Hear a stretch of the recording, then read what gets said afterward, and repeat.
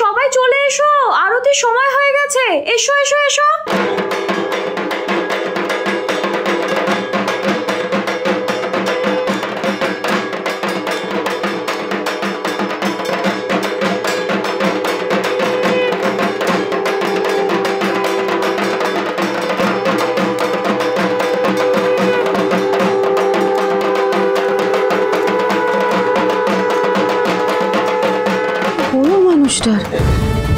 উনি কথা দিয়েছিলেন যে আরতির আগে বাড়ি ফিরে আসবেন, এখনো ফেরার নাম নেই।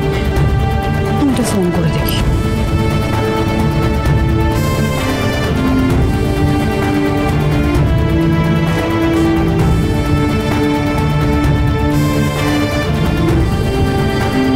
কাকে ফোন করছো তুমি? আরে তোর বাবাকে। কখন ফেরার কথা মানুষটা, তুই দেখ। তুমি এত চিন্তা করো না, চিটু হয়তো কোনো কাজে বিজি হয়ে গেছে, ফ্যাক্টরির কাজে, তাই জন্য লেট হচ্ছে। সেটাই। আর তুমি বারবার করে ফোন করে বাবাকে বিরক্ত করো না, চলে আসবে। চলে আসবে? হ্যাঁ, মানে এসব ভেবেই তো এতক্ষণ আমি কোনো ফোন করিনি। কিন্তু এখন কি ভয় লাগছে বলতো?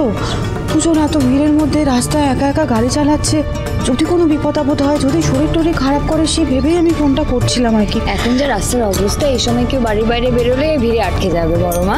হ্যাঁ বড় মা, গোটা শহর তো ঠাকুর দেখতে বেরিয়েছে, এখন বেরোলে আস্তে আস্তে অনেক রাত হবে। ঠিক আছে, তাহলে আরেকটু অপেক্ষা করেই দেখি। বল।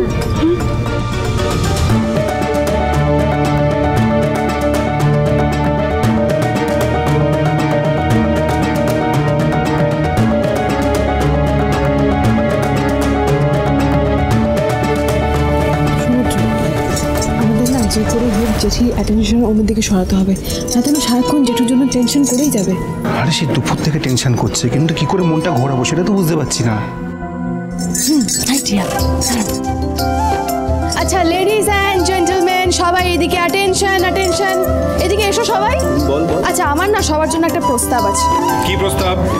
দেখো আজকাল তো সবাই মহালয়া থেকে ঠাকুর দেখা শুরু করে দেয়, কিন্তু আমার মনে হয় যে সপ্তমীতেই না ওই পুজোর আসল আমেজটা আমরা টের পাই। তাই আমার মতে আজকে সপ্তমীটাকে আরো স্পেশাল বানিয়ে তুলতে বড় মা আমাদের একটা দারুণ পারফরমেন্স করে দেখাবে। আমি কেন? মা দুর্গা তো মাত্র কটা দিনের জন্য তার বাপের বাড়িতে আসেন, আর আজকে একটা স্পেশাল পারফরমেন্স তো করতেই হবে আপনাকে। পরে মা, পরে, এখন না।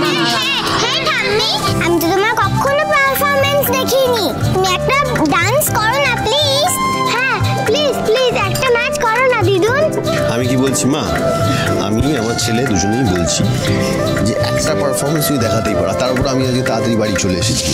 তাহলে আচ্ছা ঠিক আছে, ঠিক আছে, আমি নাচ করবো, তবে আমার একটা শর্ত আছে। কি শর্ত? আমি একা তো নাচ করবো না, আমার সঙ্গে আমার মেয়ে বৌমা এরাও সবাই নাচবে। শুভ বিবাহ সোম থেকে রবি প্রতিদিন রাত 10:30টায় স্টার জলসায় ও জিও হটস্টারে।